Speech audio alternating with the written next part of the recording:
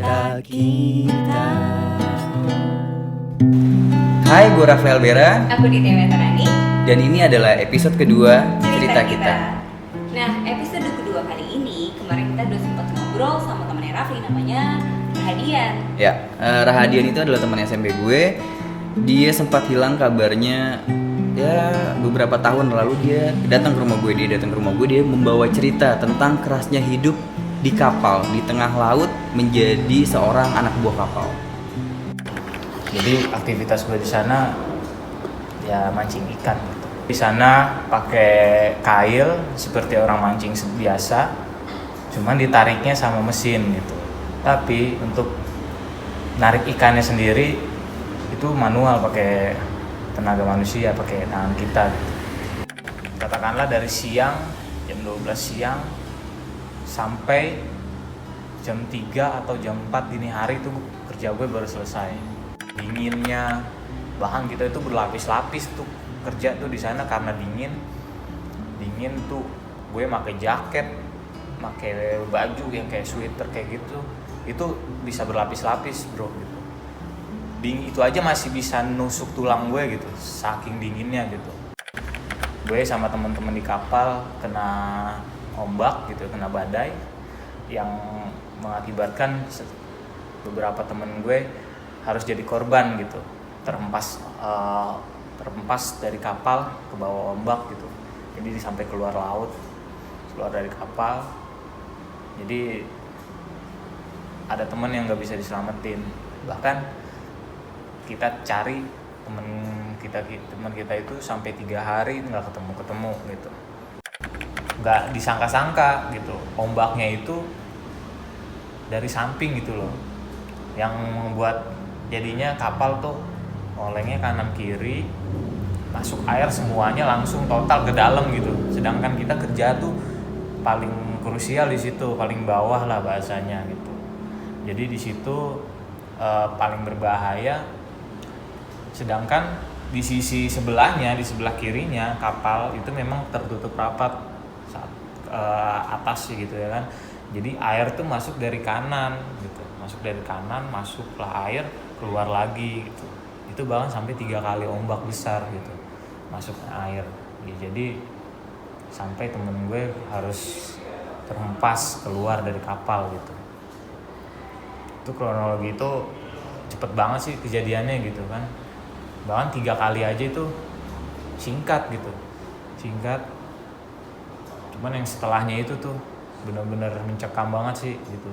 Angin makin gede gitu kan, badainya, apalagi suaranya gitu, itu nyeremin banget deh, kencang banget tuh ombaknya itu.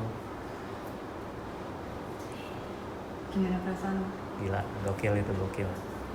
Lagi sih sebenarnya gue masa bodoh ya gitu, tapi ya ada rasa iba juga ya kan sama manusia, apalagi dia anak baru saat itu gitu. Jadi ya ampun, sangat disayangkan banget gimana keluarganya gitu kan,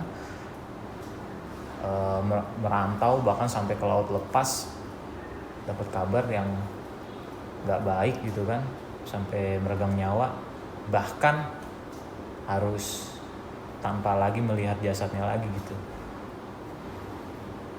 Gokil. Itu gue kerja di sana 2 tahun. Nyaman gak nyaman ya, dinyaman-nyamanin gitu, karena tempat yang serba minimalis di kapal gitu kan. Bahkan gue tidur aja, ini kepala gue sama ujung kaki gue kalau direntangkan gitu kan, gue tidur itu mentok gitu. Nyamannya kita itu karena saking lelahnya lah gitu, masih bisa tidur gitu. Ada satu momen yang bikin gue lepas gitu, gue lepas banget. Gue kayak nggak, pada saat itu kayak gue hilang beban gue tuh, hilang, enak banget. Gue bisa berteman sama laut saat laut tenang gitu. Sama kayak api kecil kayak lilin, bisa menerangi kita, tapi kalau besar bisa membahayakan kita juga kan. Begitu juga laut kayak gitu, dia juga bisa jadi teman kita seperti itu. Bahkan ada hewan-hewan seperti lumba-lumba, ya itu kayak gitu-gitu hiburan banget sih buat gue gitu. Itu itu salah satu yang nyenangin hati gue gitu. Apalagi nyenangin hatinya itu nggak cuma gue doang gitu, sama teman-teman juga, seru-seruan segala macam gitu. Kalau dibilang pengen sih mau ya gitu, mau banget, tapi masih banyak pertimbangan yang gue harus ambil karena melaut itu bukan keputusan yang gampang gitu. Gila sih, dia kayak masih mau pergi ke sana dan masih 50-50 gitu. Kalau gue dia pasti enggak sih, udah pasti enggak gitu, karena itu kan nyawa taruhannya. Ya tapi kan gak semua orang seberuntung lo Kak Ditya. Lo aman, lo nyaman, lo punya duit. Mungkin ini satu-satunya cara buat dia biar bisa punya duit. Ya tapi kan gak sebanding sama nyawanya dia. Di situ kan ada prioritas, berarti dia tidak memprioritaskan hidupnya dia. Mungkin dia punya prioritas lain. Mungkin dia mikirin keluarganya. Mungkin ini satu-satunya cara biar hidupnya lebih baik dan keluarganya lebih baik.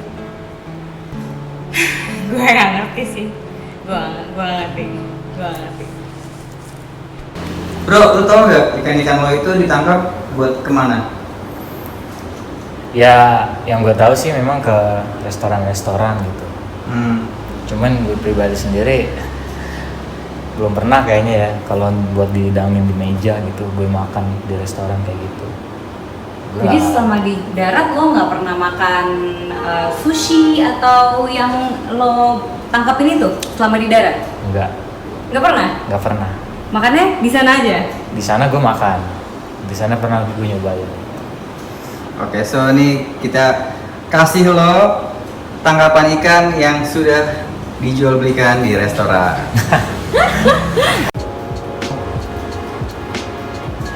Parah sih ini mah. Gila. Nah sekarang lo coba ini rasanya makanan yang sudah disajikan melalui restoran.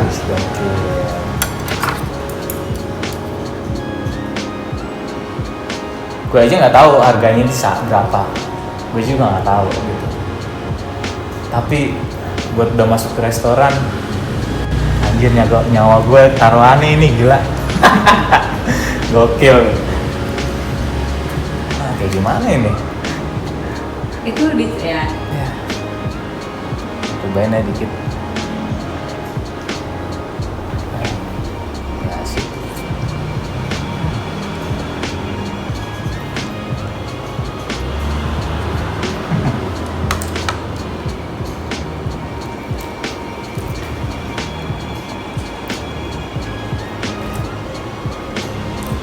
Kangen lagi gue.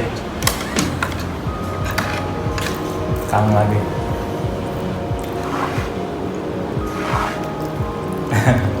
Speechless gue kalau udah ngeliat ginian. Beda banget. Udah ditampilin di restoran sama apa yang gue dapet. Beda banget. Gue nggak tahu deh orang-orang yang makan tuh kayak gimana ya. Makan ya tinggal makan aja kali ya. Tapi kalau gue udah ngeliat kayak gini, gue langsung ngeliat ke laut. Gimana nangkepnya, bahkan gue bisa pernah istilahnya bertarung lah sama ikan kayak gini nih. Yang mungkin di frame ini yang kelihatan besar tuh selebar yang di kamera ini tuh ikan yang pernah gue dapet. Sampai harus tangan gue luka karena harus bertarung sama ikan di laut ya kan, yang gue tarik. Pernah gue alami itu sampai robek, bahkan ada sih bekasnya sedikit yang jadi kenang-kenangan buat gue gitu. Setelah gue pulang, gue ngeliat di satu berita di Jepang itu ikan tuna bisa sampai 150 kilo lebih, itu dibanderol 1 miliar. Gokil, nggak kebayang kan? Nggak kebayang juga pada saat gue ngambil ikan terus ikannya lepas atau apa. Oh itu kapten nyap tuh ngoceh kayak pentau, pakai bahasa dia sendiri ya kan gitu. Sedangkan orang yang terancam nyawanya nggak kayak gitu dia gitu, lebih mahal ikan gitu. Gokil, parah sih itu. Temen gue keren, mantap. Terakhir, 1 ikan 1 M. Gaji lu sampai 1 M nggak? Jauh bro, jauh banget, gila, gokil, jauh banget. Makanya kadang suka, gila gue ngapain di sini gitu, anjir gitu, gila gue sampai ke laut gitu. Tapi di balik itu semua, gue termotivasi karena buat keluarga gue, gitu. Buat adik gue. Jadi di situ mau gimana pun tantangannya, gue harus jalanin gitu, gue harus lewatin. Semua bakal berlalu dan gue yakin gitu. Makanya nggak apa-apa deh sampai walaupun mungkin nyawa buat taruhannya, yang penting adik gue bisa sekolah kayak gitu. Walaupun taruhannya yang penting ibu gue, walaupun mungkin ibu gue dulunya khawatir banget, pasti khawatir gitu. Tapi yang penting gue bisa bantu orang tua gue,